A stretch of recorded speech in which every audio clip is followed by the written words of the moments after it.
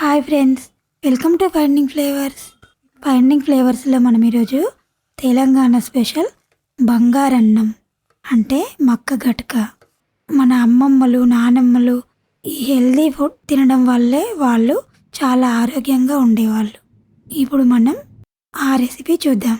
ముందుగా మందం గల గిన్నెను స్టవ్ మీద పెట్టి 4 గ్లాసుల నీళ్లు పోసి 1/2 టీ స్పూన్ ఉప్పు వేసి నీళ్లు మరిగాక కార్న్ రవ్వ అంటే మక్క రవ్వ, మక్క గట్క అంటారు దీన్ని, అది 1 గ్లాస్ వేసి కలపాలి. స్టవ్ చిన్నగా పెట్టి మూత పెట్టి మధ్య మధ్యలో కలుపుతూ ఉడికించుకోవాలి.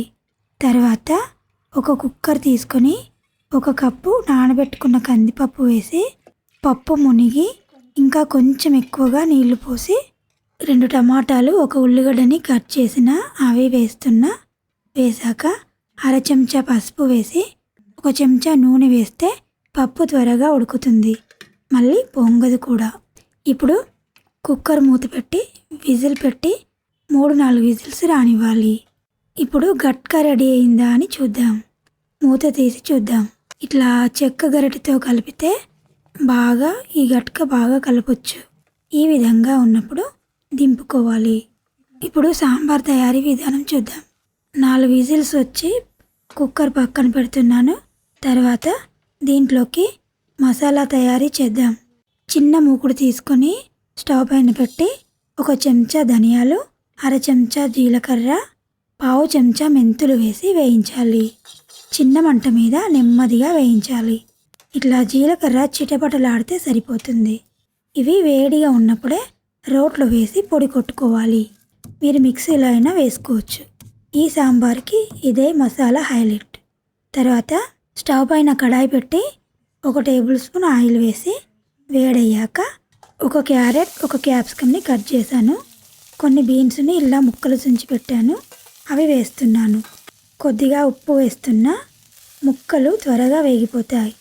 ఇలా ఒకసారి కలిపి మూత పెట్టి చిన్న మంట మీద కొద్దిగా వేగినాక ముందుగానే 50 గ్రాముల చింతపండు శుభ్రం చేసి నానబెట్టుకున్న ఇది రసం తీసి వేగుతున్న కూరగాయ ముక్కల్లో వేయాలి. సరిపడా నీళ్లు పోయాలి. తర్వాత కరివేపాకు, కొత్తిమీర వేసి ఈ రసాన్ని మరగనిద్దాం.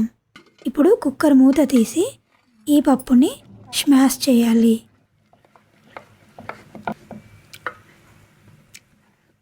ఇప్పుడు ఈ మరుగుతున్న రసంలో పచ్చిమిర్చి చీలికలు, ఎనుపుకున్న పప్పు వేసి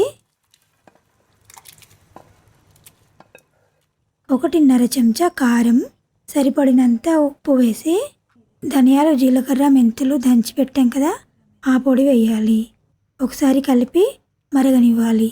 కొంచెం టేస్ట్ చూసి నీళ్లు, ఉప్పు అవసరమైతే వేసి మంచిగా మరిగాక ఈ కడాయిని పక్కన పెట్టి ఈ సాంబార్కి పోపు పెట్టుకోవాలి. పోపు కోసం చిన్న మూకుడు పెట్టి ఆయిల్ వేసి ఆవాలు, జీలకర్ర స్టవ్ చిన్నగా పెట్టి పోపు వేయించుకోవాలి. ఆవాలు, జీలకర్ర వేగుతున్నప్పుడు దంచుకున్న వెల్లుల్లి, తర్వాత 2-3 ఎండుమిర్చిని ఇలా తుంచి వేసుకోవాలి. కరివేపాకు వేసి వేయించి ఇప్పుడు ఇంగువ వేసి పసుపు వేసి వేగాక సాంబార్లో ఈ పోపును వేయాలి. అంతే, సాంబారే రెడీ.